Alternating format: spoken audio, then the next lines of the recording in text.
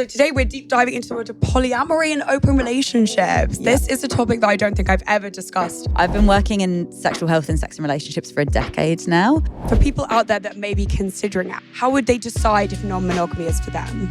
If you've got the little curious itch, that's a good sign that it's something that's worth trying. You really changed my mind with things. Really? Yeah, you've really got me thinking, and I'm like, oh my God.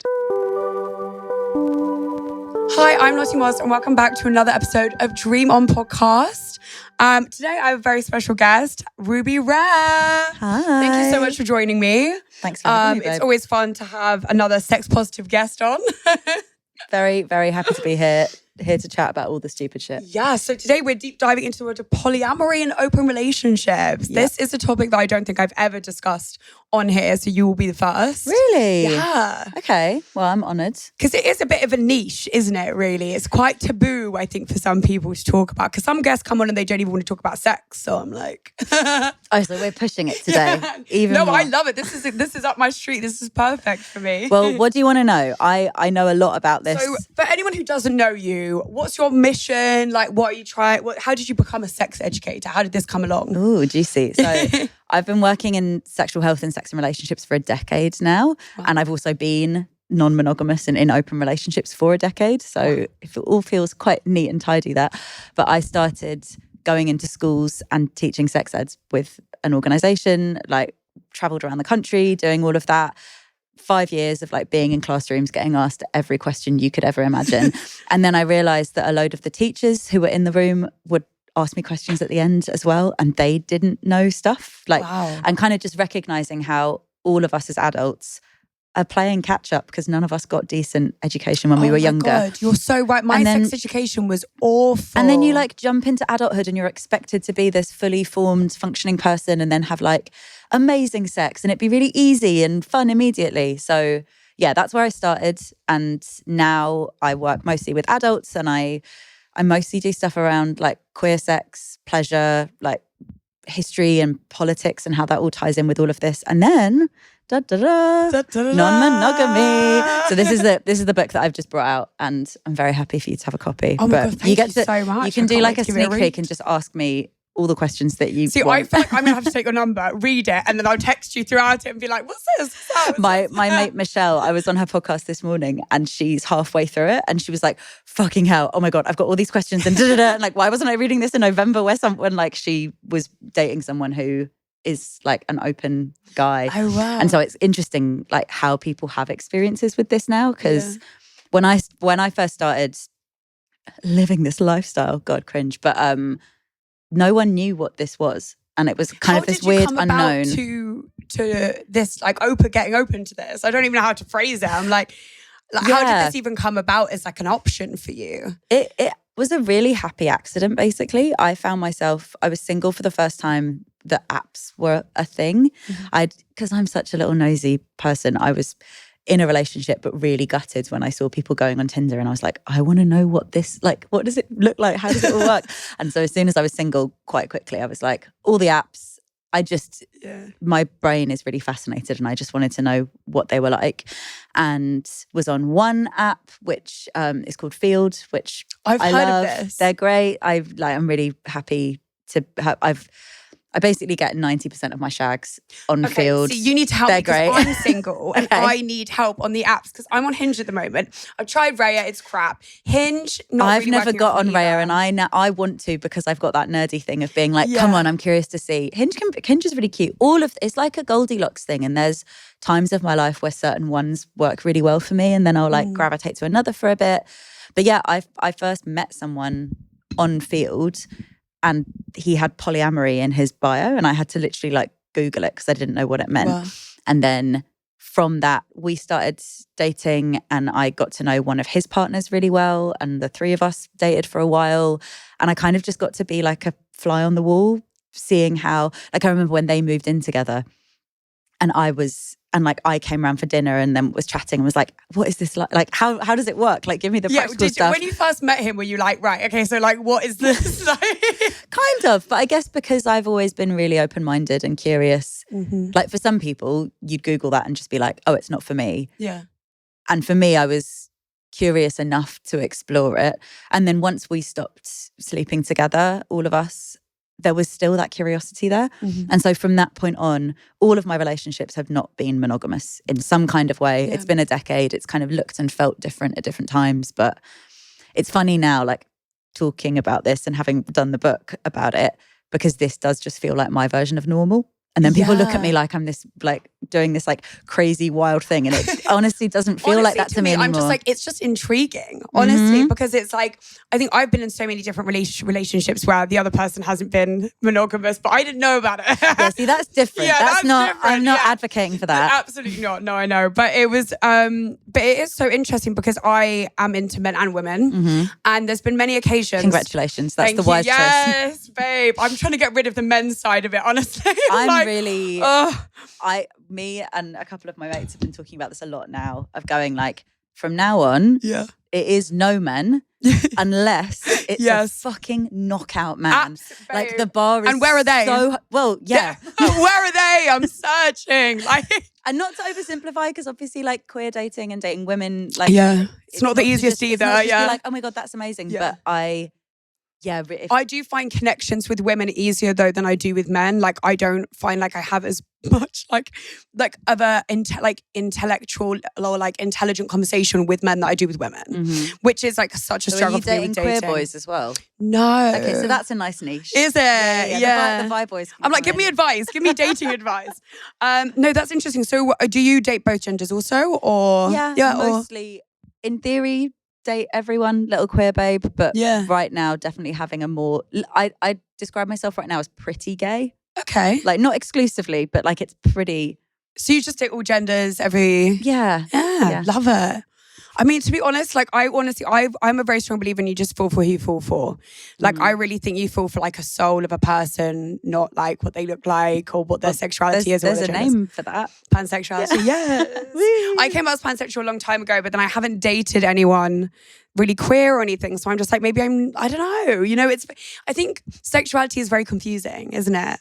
Because it is just, I just think it's like one of those, I have days where like a girl will walk into somewhere I'm at and I'm like, oh my God, I'm gay again. And then I'll go like weeks without seeing a single girl, or like even the same with men. So it's a very interesting one for me, but maybe I'm still discovering myself. Yeah, but we all are. And also there's like, I think for people who are not 100% gay or 100% straight and sort of floating somewhere happily, it's not necessarily in the middle, it's its own separate thing. It can be quite weird when we've grown up in an environment that has assumed that we're straight. Yeah. And you're kind of having to unpick all of that and do all the mental stuff of going, no, I'm, being a teenager and being told that a lot of my queer desire was for attention or like made up, or it was going to run out at some point. And or even being too embarrassed to say anything. Because when I was younger, I really, like, I would hear the way the girls spoke about what my thoughts were, and I was like, oh my God, I can't tell anyone. And I remember, I don't know if I've told the story before, but I pushed it once where I was like at a sleepover. I always tell my friends the story. And like, I was at a sleepover and I sat around with a bunch of girls and I was like, we should all kiss, like as a thing. Like maybe, I don't know. And they all were like, what? And I was like, kidding.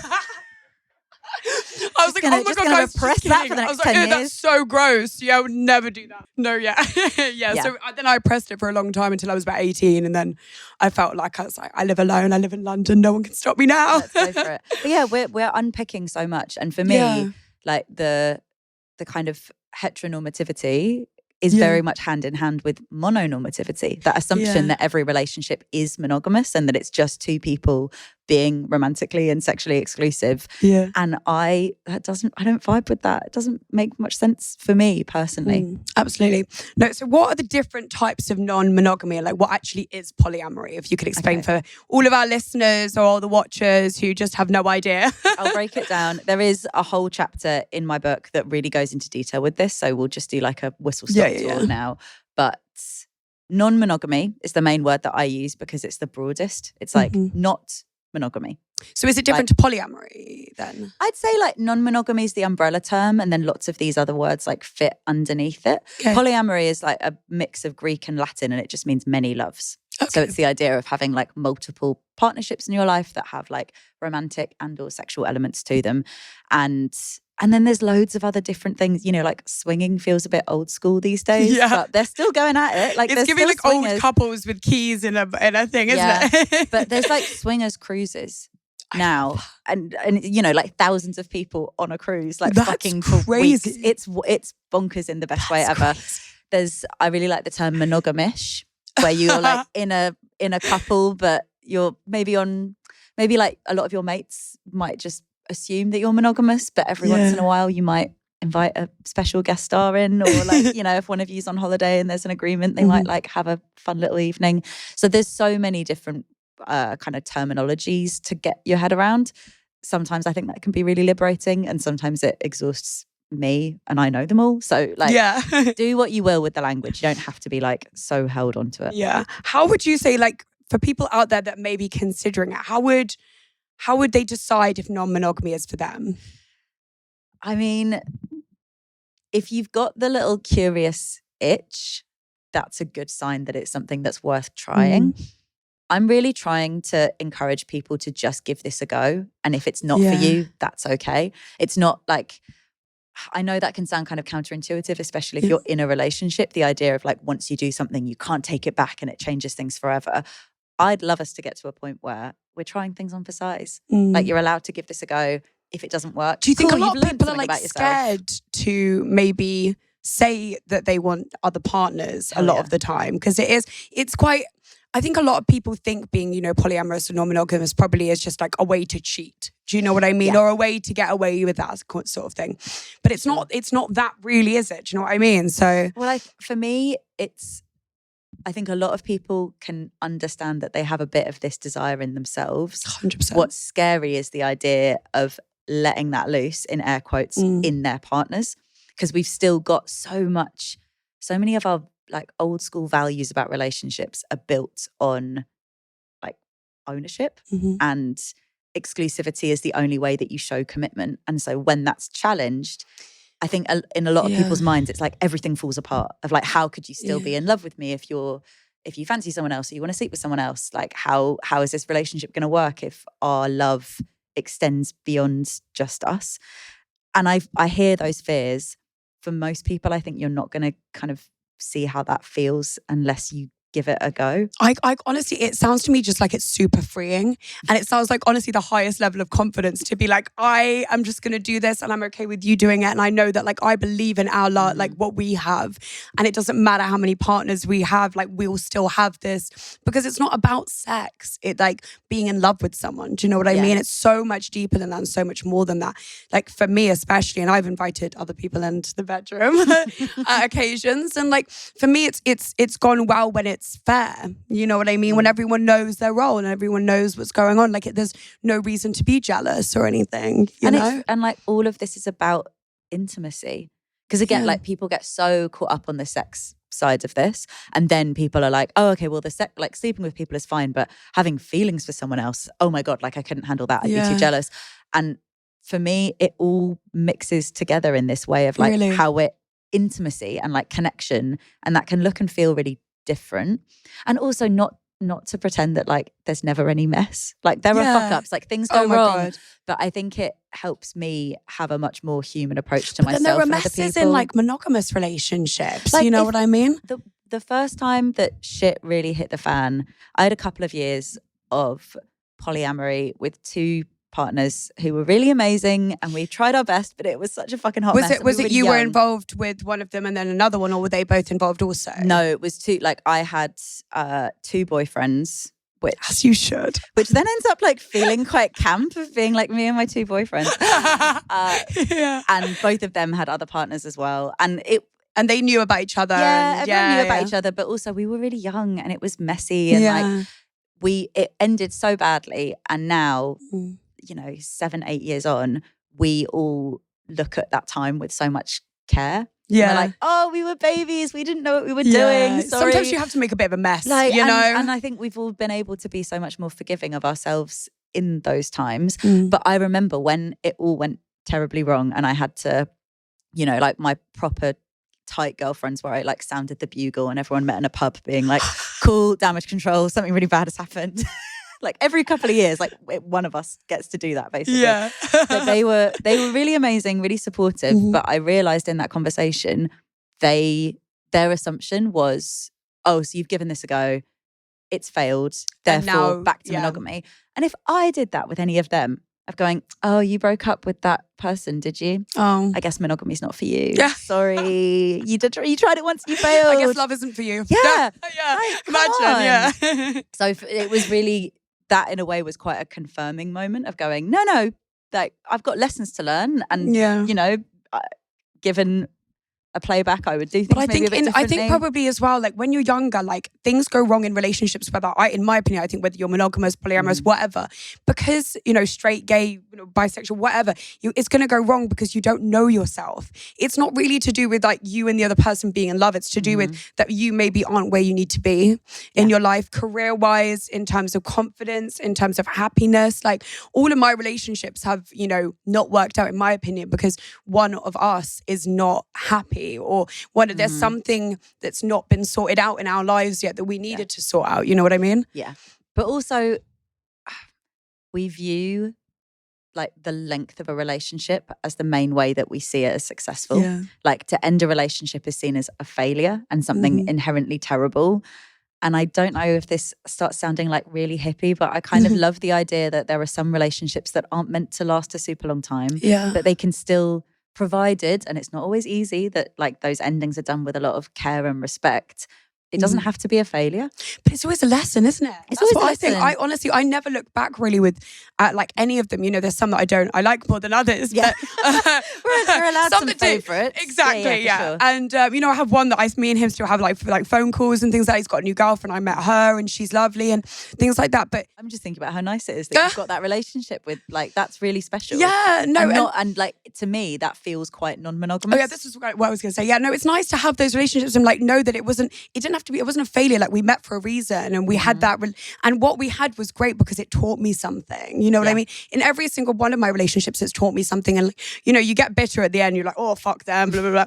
And then you actually come out of it and you're like, do you know what? Yeah. I'm glad I had that, Everyone just needs a bit of time. I spent years being like really angry at the end of those relationships. And then like the dust settled and you kind of realize sometimes you just need enough time to sit with something and then go, whew, okay. Yeah. What if we were all just humans trying our best? Yeah, exactly.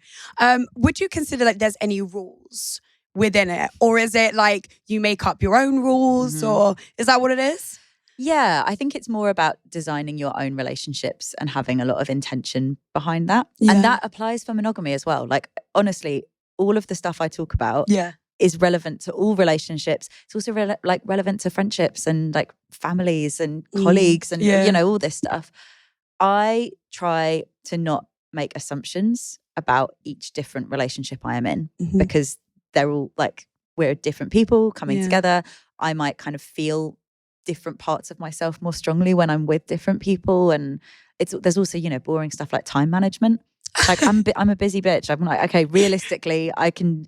Well, especially if you're dating a few people, it must be quite. You're like, right, this is your slot. The admin is next level. Like it is. Do you have a file of facts? Like, no, there's like a kind of very stereotypical joke about people who are polyamorous, like having a shared Google calendar and being really organized with that.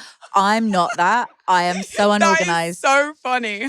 But then I know that about myself, that if someone's super organized, I'm like, oh, we might clash because I'm a bit more chaotic than that. And so I need people who might be, where there's good communication, but we know what to expect from each other. That's because it must be, the communication is key, surely, in polyamory, because it is, so you have to sit down. Is it like when you first meet them, you sit down and you go, right, this is what I look for, this is what I'm kind of good with, or... But you then want it to not feel like a job interview. Yeah, because I've done that before where I'm like, why? Like, this is meant to be a fun hot date. Why are we talking about like goals and shit in like a really clinical way? So it's a bit of a fine balance. Yeah. But everyone's different sets of rules and boundaries are going to be different. Yeah, of course. There's quite a lot of work that goes into that. And you learn when you're with someone as well, sometimes what their boundaries are. Sometimes, you can't ask all of their boundaries and sometimes you don't even know your own boundaries. So it's one of those that go, okay, I'm not sure I'm okay with that or whatever. And then learning from that, I'm sure, And I've been doing this for long enough that I think most of the time I'm quite happy to work on a trial and error basis of going like, oh, okay, yeah, let's see. And I'm less in my head when something goes wrong. Yeah. Because again, I've made a lot of mistakes already. I feel like they don't sting quite so much. And if we try something out and I'm like, no, actually, that didn't feel good. Okay, now we know. Let's backtrack on that one. Yeah. We're going to have a board meeting about that. I'll add you in on my Google Calendar, all right? Damn, the Google Calendar got me again. What are the biggest myths about non-monogamy that you think? Because there's a lot. There's a lot. Yeah. You might find this a bit juicy. Almost all of the myths about it, or like the stereotypes and the kind of nasty misconceptions, almost the same as bisexuals. Wow. The idea of like, you're greedy, you haven't made your mind up yet, you're like confused, gonna be a home wrecker, confused, like slut. It all, and you know, when those are two parts of my identity, it's really interesting seeing how they interplay. Yeah. Because I can also recognize how beneficial it is to be a queer person in the way that I am, and like be able to explore with lots of different people. And you know, if I was straight, or if I was like full gay and I was being non-monogamous and just dating loads of different women, I'd still experience that like breadth and variety. But yeah, I think there's definitely a misconception just about this being a fad. And I think people fear what they don't understand as well, you know, so people people sensationalize what they don't understand. That's the big thing of it being like, oh, okay, you're all just horny fuckers who are having orgies all the time. So what? But like sometimes that's true, but also sometimes that's really not the case. In the book I talk about this idea of like wholesome hedonism. So historically, hedonism has been really fun for the people doing it, but often it's been quite destructive. Like it's kind of pleasure, the pursuit of pleasure, but at the expense of lots of things around you and lots of people around you. Yeah. And so this idea of how can we experience joy and pleasure, but also look after ourselves and our community and the people that we care about and beyond. So a lot of people probably wouldn't assume that. Because I think, like, for me, I think my biggest misconception of it is probably like would be the like whole thing of like, is it because people just want to like cheat or something like that? Like that is a big one, because you think like, if I was dating a guy and he was like, oh, you know, I'm just free and I want to do this, there's something about it that I wouldn't believe. But when it's a woman, I'd be like, oh, okay, that's cool. Like, I don't know why. Do you know what I mean? Like, well, sadly, and this is all genders, but I have had more experiences with men who are like this, where it can be seen as a bit of a get out of jail free card of going, oh, well, I'm just going to say this and then it's who I am. And that means often for those kinds of people, there's very little care or consideration for the people around them about how they go about doing that. And there is some level of emotional responsibility you have, even if you're dating in a really casual way, even if you're like not doing sort of big boy polyamory or like whatever it is, you still, in any relationship, just like don't be a dick to the people around you. Absolutely, yeah. Because like the way you talk about it is very like everyone's on the same page.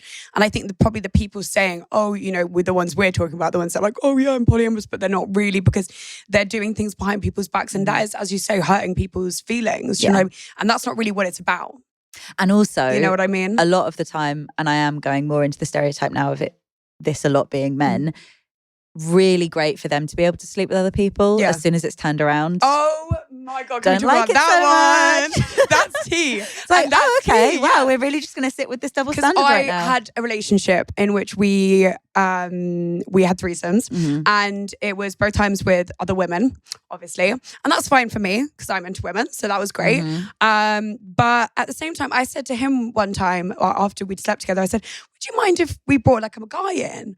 Oh my God. It was like World War III had just erupted. All of the insecurities rise to the surface. This is the thing. And I thought, there's a whole chapter about threesomes, and I really want you to read it now because I'm going to. It's so wild that, you know, my brain is like, I never got jealous with it. Like, I'm one of those people, like, I've had multiple threesomes with 2 women and a man, and I never got jealous, even if it's a guy that I'm in a relationship with. And like, for men, that's seen as less threatening and it's more permissible, and there's all of those weird like undercurrents that we've got from watching a lot of mainstream porn that actually that experience is for them, like rather than it being exactly, like, oh, actually, like you're queer, you're having a great time here, you're not doing it exclusively. But that's like when if I get with a girl in a club, most guys are like, and it's like, okay, well, this is not for you.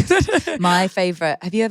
Have you like gone to sex party things? See, this is the one thing I've actually never done. Okay. I have a lot of friends who have gone and they all want me to come. Yeah. And I'm just not sure whether it's for me. But then I don't know, because I've never been. You don't have to do this. Yeah. I last summer had one of the most special experiences with a woman who I'd been speaking to for a bit, and we went to this, it's a party called Joyride that some mates of mine put on. It's gorgeous. It's really fun. It feels very like Berlin vibes. Is it in London? It's in London. Great. It's, just this it's a really different environment. I cannot go to straight clubs anymore. They terrify me. Yeah, like it feels like being like in the Wild West or something. I'm like, what the fuck is happening? It was like the 1950s. Yeah, everyone's just forgotten what consent is. Like it's like in terms of the way that they interact with people in those spaces. So it's the absolute opposite of that. Really like a caring, considering environment. And I love being in a sex-y space when I'm with another like quite femme woman and we were like on the dance floor making out, making out in a way that you wouldn't if you were in like a more standard club, but nothing crazy. But just realized there were lots of men around us and none of them gave a shit. Yeah. Like none of them were watching us. I didn't feel perceived. And I realized that so much of my, especially younger experiences of making out with women in clubs, it was suddenly, I didn't want anyone to be a part of that, but it was like we had an audience all of a sudden, and how grim that is. I think that's what I feel with maybe the sex clubs is maybe just like a bit triggered maybe by the experiences I've had in the straight clubs, because it is not like it is. You just feel like it's a zoo and everyone's watching you. Do you know what I mean? Yeah. And like I've had it with, both genders where I've made out with someone in a club and everyone around you is suddenly like, oh, look at that. And it's just like, no. God forbid I go on a Friday night and like have fun, Heaven forbid I kiss someone in public. It's so I'm like, imagine if I'm like having sex with someone like that would, I don't know. I think it is like this whole thing of being perceived, as you say, like, it's a very open thing and it's quite vulnerable really, isn't it? Just to, have sex or watch other people have sex.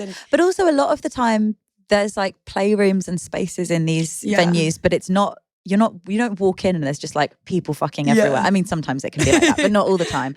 I think they can be really healing spaces as well, because it's like sitting with joy and pleasure and it not being this forbidden, shamey thing. Yeah. But also I don't feel very pressured in those environments. Because I know, so I did a podcast with Love Bites. Do you follow her? No, she's amazing. So I did Celebs Go Dating, and she was one of the she was a sex therapist. She's amazing. I love her. And she interviewed the woman that did Killing Kittens.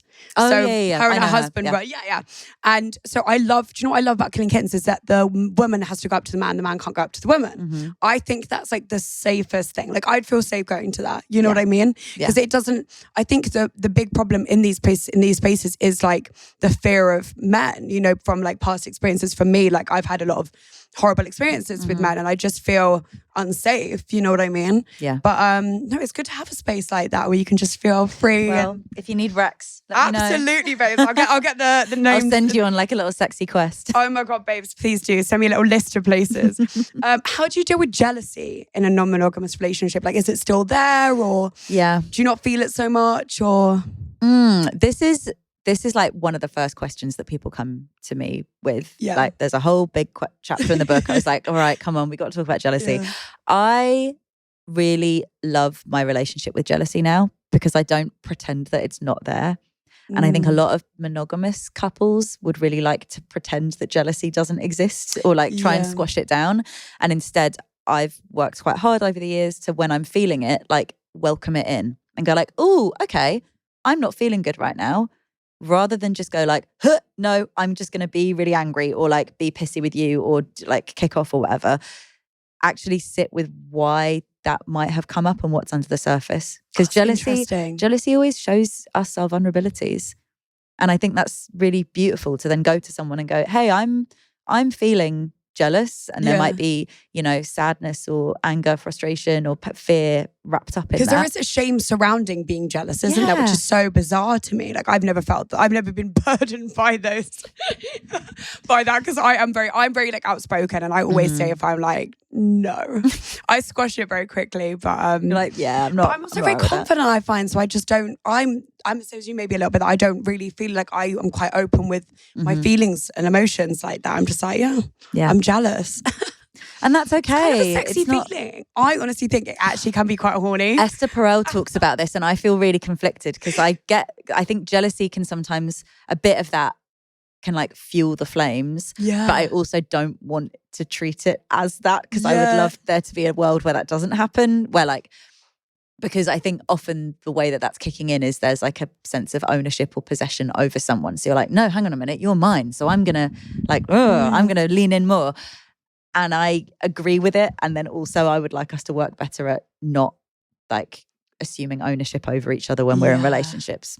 Little double-edged sword. We're working on it. We've kind of asked this, but how do couples set boundaries in open relationships? I mean, we kind of covered this, didn't we? Yeah, kind of. I think if you're a part of a couple and you're like opening up for the first time, you've got to give each other a lot of grace and have a lot of patience in it. And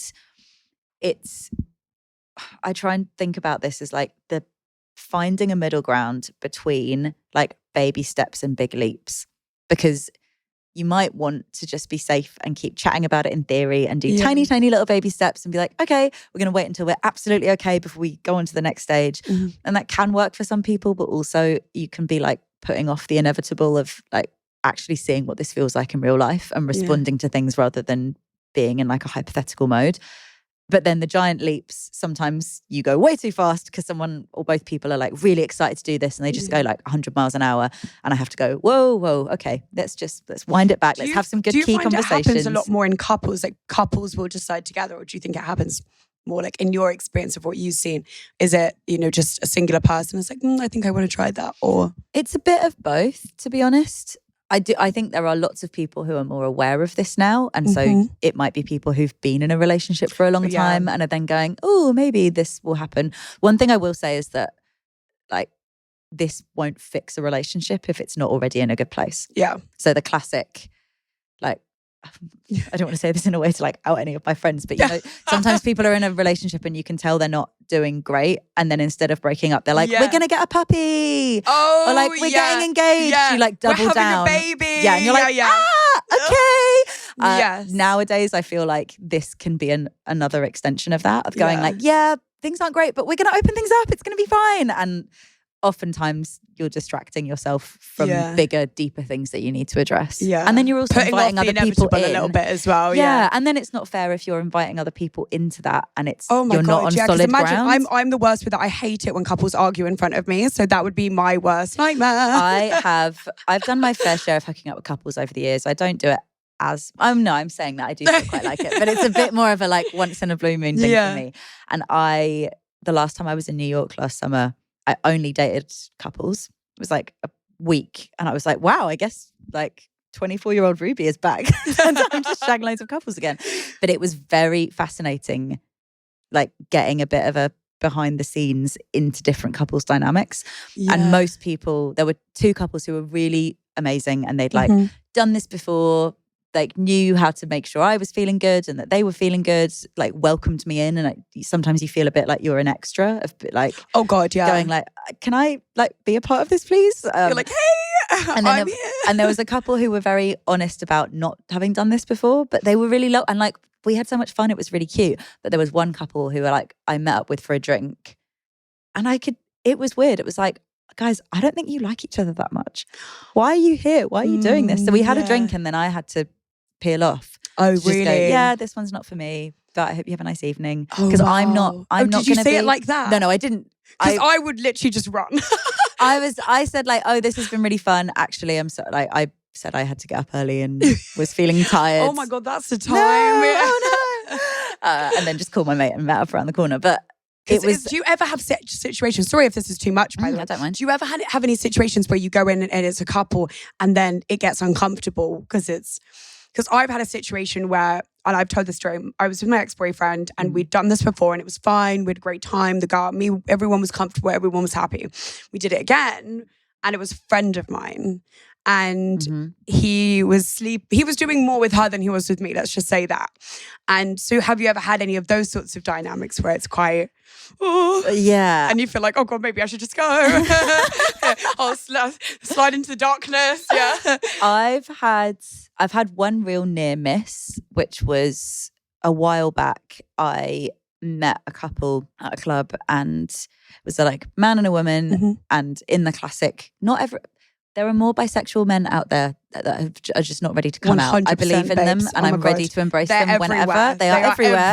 We just need you to be a little bit more vocal about it. But it was the classic, like, straight-ish man, like bisexual woman. Okay. We were like making out and it was fun, and they invited me back to theirs, and that was all nice. And then in the 10-minute journey from like leaving and being in a cab and going to theirs, the guy was sat at the front and me and this other woman were like sat at the back and just having a really fun flirty time. And that like, do I want to be you or do I want to be in you? Like we were being like, oh my God, this is really cute. Yeah. And having fun with that. And I don't know what it was, but I think the guy just flipped because suddenly it wasn't about him anymore.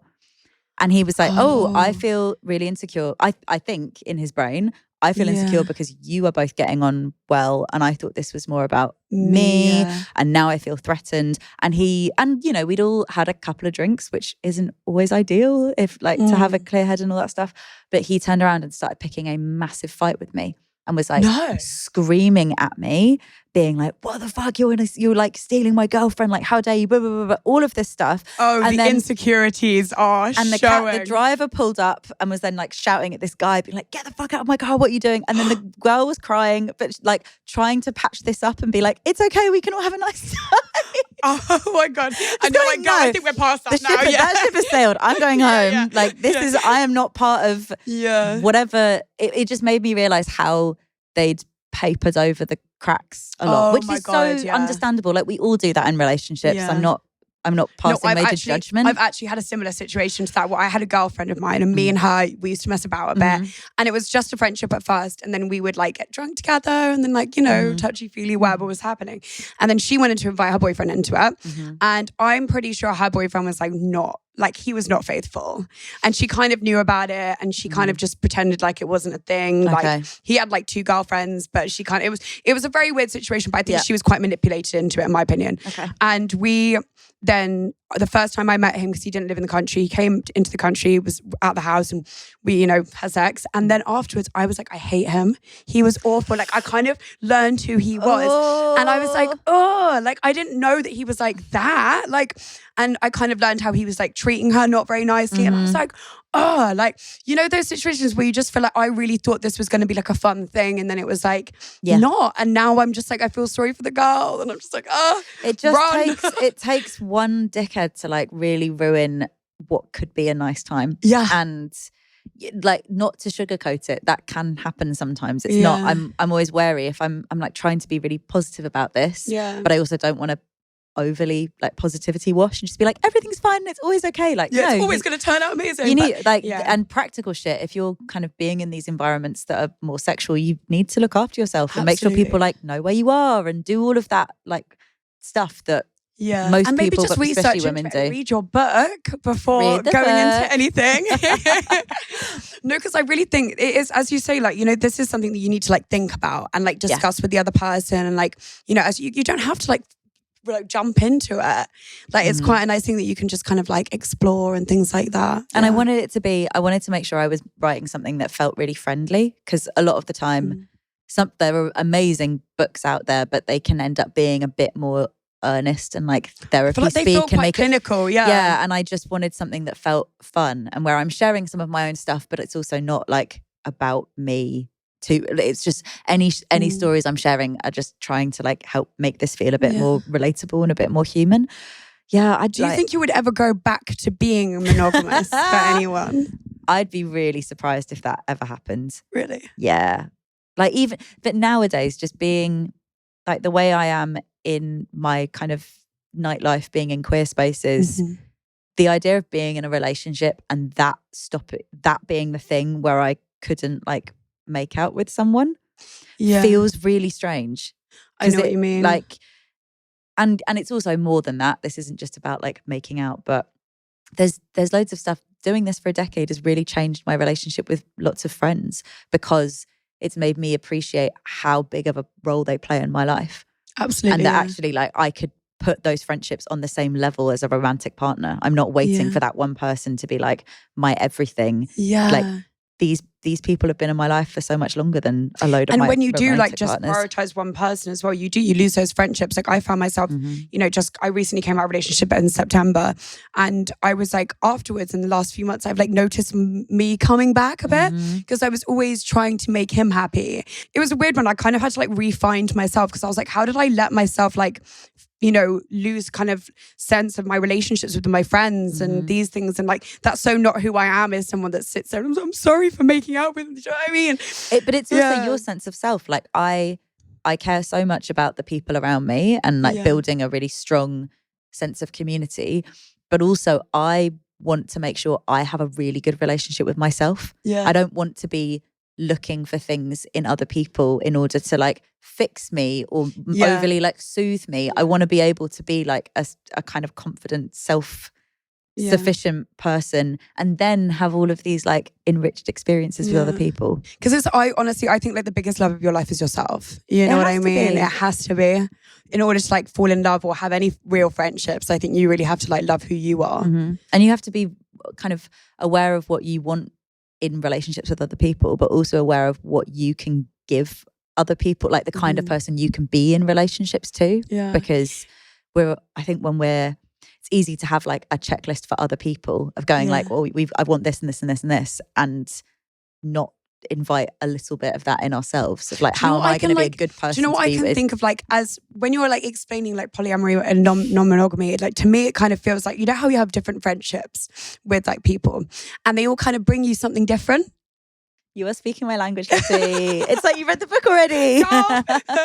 Talking to you, I'm just with babes, But it's like queering relationships and like queering, like that's more sort of queer theory academia of the idea of sort of really challenging all of these normative notions. Why can't we see multiple connections the way that we do friendship? Yeah. And see that how they like ebb and flow and change in our lives, like that. It's allowed and it can be a really beautiful thing. It is so interesting, actually. You're putting me on, babes. Every time I'm doing like interviews with people, my next podcast episode is going to be, and now I'm non-monogamous.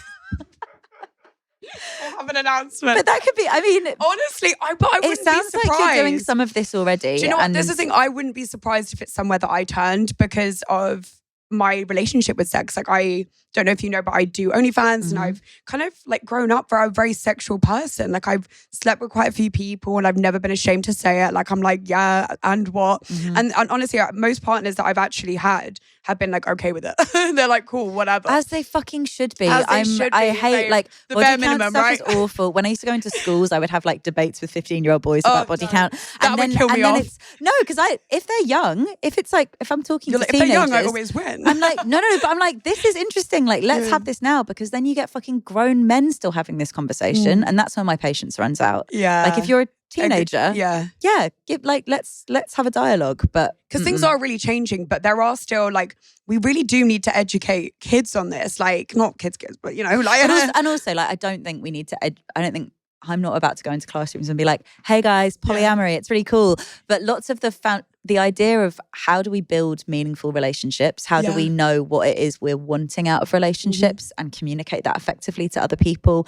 Loads of the foundations of non-monogamy are applied to all relationships and can be applied when we're like talking about relationships with teenagers. Not in a like, I'm going to bring this into the classroom. Like, I promise. I've done this for a long time. I really know how to make all of this feel really age appropriate. When you were working in schools and things like that, what was the most commonly asked question that you got from these kids? Oh, I miss it. I will go back to teaching at some point. I loved it. So many things. Young people, especially like 15-year-olds, obsessed with the age of consent and going, okay, miss, so if someone is 16 and another person is 15, but their birthday is at midnight and they have sex, is it illegal? Like, is that going to be legal? And you're like, hun, no, the age of consent is to protect you. No one's going to like arrest you. And you look at them and you think, that's not happening for you anytime soon. No, but also you're like, baby, let's be real, you don't have to worry about that yet. What's crazy, I would go into like classes that are year 9 and that's like 13, 14-year-olds. Yeah. My favorite age group to teach, because everything's kicking off. It's all, you know, but you'd go in and there would be some people there where puberty has not hit yet. They look 10 years old. They're like squeaky voice, like little bright eye, don't know what's going on. Doesn't fit them properly. Yeah. And then other people in that classroom where it's like, you are 25 years old and you cannot tell me otherwise. Yeah. Like you feel like a full adult in the way that you are living your life, in how puberty is hit. And it was fascinating seeing how everyone like interplays, how they're all in the same age group and class. Yeah. I loved it. And I used to do a lot talking about porn as well. Wow, I bet that's because that's big in the teens, isn't it? You know, it's big for every age group. True, but going like discovering it, that first discovery, like for me, it was like lesbian porn. I first discovered. I was like on YouTube kissing. I was girls kissing. Yeah, right. Girls kissing girls was my first YouTube search.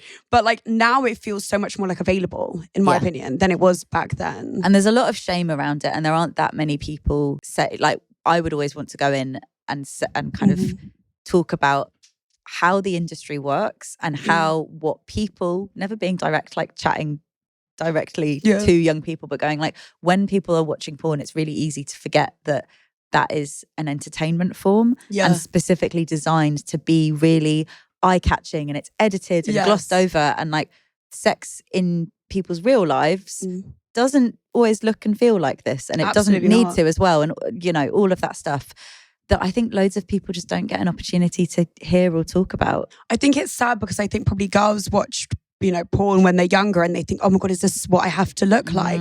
And having like myself encountered porn stars, like it's all edited. They're not coming. They're not like all of it. And they say even sometimes they'll put the moans on top of the video afterwards to make it sound like it was more fun than it was and things like. So it is, but then you see these women with these everything's shaved and everything's this and everything's that. And I remember when I was younger watching this and thinking, God, I have to shave my vagina. And my mum saw me shaving my vagina once in the shower. She came in. She's like, what are you doing? Like, and I was like, this is what the boys want from me. And she was like, you don't need to do that. She was like, that's weird. Like it is. You must have got some really crazy questions. I've got a lot. Were there any like worrying ones, like where you were like, oh my God? Oh yeah. There would be safeguarding issues that would come up, and then obviously I'm very trained to know how to deal with that in a really sensitive way with the people, like the young person who was saying that, how to work with the school. But yeah, that kind of shit would come up a lot. Like it wasn't. I think people just think it's like this fun, silly thing, but there's a lot of responsibility. Like you've really got to know how to hold because if you don't teach them at that point, it's done. Like it's from, I honestly think after like 16, 17, it's like, that's what they think and that's what's going to happen. I think like it's such I'm more optimistic than you. I hope that we can spin it around, but I agree that that's like crucial. That's why but what you're teaching them at that age is such a crucial, like it's so crucial. Honestly, it shocks me that it wasn't better back in the day. Like, and there's still loads of people out there who do it well, but overall, we're nowhere near. What was your experience with sex education? Oh my God, mine was awful, really bad. I was at an all-girls school. They sped through the video where it was the bit about boys being like, you don't need to know this. We're like, I actually think this might be useful. But also on like an old school TV where it was fast forwarded and you could see. We watched like a real penis go from flaccid to erect, but like really fast forward. And I was like, and then someone squeezing a spot in fast forward, and I was like, this is horrible. So you thought it just went? Yep. Literally, honestly, and was just told that. You know, it was the classic, like, don't get pregnant. That would be terrible. Yeah. STIs are the worst thing that could ever happen to you. Don't be a slut. Yeah. Off you go. And also when men start to desire you, then you have to perform in a certain way and blah, blah, blah. Like this whole Madonna whore complex, which that's true. We love. Which we love. It's the thing I grew up on like Pamela Anderson and like Holly Madison and the Girls Next Door. That was I was like, they're my icons. I want to be like them. Like when Hugh Hefner died, I was gutted because I was like, I wanted to be in the Playboy Mansion. We've got the last segment, which is quite a fun one, which is called Bedtime Stories, where we have people write in and then basically we give them advice. But I'll let you give the advice and I'll read it out because it's more fun. And then I want to hear your advice as well. All right, we'll do it together. My partner and I have been exploring threesomes and it's been incredible. Except now they want to see one of our playmates without me. I want to be cool with it, but every time I imagine them alone, I spiral. How do I tell the difference between a boundary and just my own insecurity? Emma. Ooh, this is good. I'd really challenge Emma to question what like what she's pushing up against. Is it the fear of not being there and not knowing what's going to happen? Is it that kind of like not being able to be in control as much anymore? Yeah. And also, is her partner having conversations with her about like why they might want to be doing this rather than just saying like, this is what's happening, like, or like asking but not giving much context? Because for me, jealousy and insecurity amplify the less information you have. Yeah. If you've got gaps to fill, then it's really easy then to your go, brain goes oh my wild. God, well, obviously this is going to happen and they'll fall in love and run away and I'll be abandoned. And so just being able to say that stuff out loud and be supported and reassured by your partner can be really important. But also you're going to have to sit with this and if you want to give it a go, see how it feels. Or if right now it's not feeling happy and safe in your body, then communicate that. Yeah, exactly. I mean, you just answered it. I can't beat you. You're like the absolute, I talk about this all the you're time. the expert, babes. Yeah, I know. It's almost like you do this as a job. I'm in a loving monogamous relationship, but I know I'd be happier in an open one. My partner is firm that they don't want to share me. I don't want to lose them, but I also don't want to live in resentment. Is there any middle ground, or do I have to choose between my love for them and my own needs? Toby. This is a hard one. I feel like I would be so rich if I had a really good answer for how you deal with one person wanting to open up and the other person not, because it comes up a lot. It is the toughest one probably to answer. And I think if this is the person who's like wanting to open it up, you need to consider if this is a non-negotiable for you. Like if like the price of admission of being in this relationship is being with this one lovely person, like if you are happy with that, or if you think currently or maybe further down the line there will be a point where you really need things to shift. Yeah. It's not that different from other big life conversations in relationships, like if you want to have kids, or like if you want to get married, or like relocate, move to another country. Yeah. But especially if we take the kids one, if there's someone who is like, I want to have kids. I want to have kids, and the other person is like, I absolutely don't. Do you stay with them and then not have kids, or do you find someone else and then have kids? And there's going to be a point where you have to really address that. So maybe it's okay to acknowledge it, but pick it up a bit further down the line. Maybe you need to make a decision now. But I find that comparison quite useful, because people have more experience with the, I want this to move along. Like you don't. Yeah. So I don't know. It is. I mean, it's like if somebody said the kids thing, or if I want to move in with someone, they don't want to move in with me. It is a hard one, because some people just move at different paces, and some people, But also some people, like I'm not planning on having kids, but then if I was with someone or many people, little like throuple with kids, that'd be cute. If I was with people and it was really important to them, maybe it's not like a hard no. Yeah. So maybe you haven't met that person yet that maybe would be the person to convince you. You know what I mean? You'd see. But it's less about convincing for me, and more like in this situation. Is it Toby? It's a guy. Toby, yeah. He might be like, actually, this is really important for me. I need this, or it might be, okay, maybe I'm okay with not doing that. That's the thing. Is it going to make you unhappy staying in a relationship and not being able to kind of live your truth? Or is it going to make you more unhappy to leave? Yeah, it's a hard one, isn't it? You never know. I think always take risks. Do you know what I mean? Life is short. You never know until you try. In my opinion. I like that. But also I feel like my professional voice is like, I'm glad you have said that. Be sensible, yeah. I'm in a straight relationship, but I can't stop thinking about experimenting with the same sex. I don't think I'm gay, so why do I want this so badly? Would acting on it ruin everything? I feel really stuck. Anonymous. I've got some hard truths for you. Don't think you're straight, babe. Yeah, I don't think you're straight. Welcome to the club. When I was younger. Yeah, I think, honestly, experimenting is great. I experimented with women who have experimented for the first time, and they have said to me afterwards, I'm not sure whether I'll do this again. I'm not sure, even I've had it halfway through, which was not the best, but it's always, I think don't knock it till you try it. I think like everyone should try it once, honestly.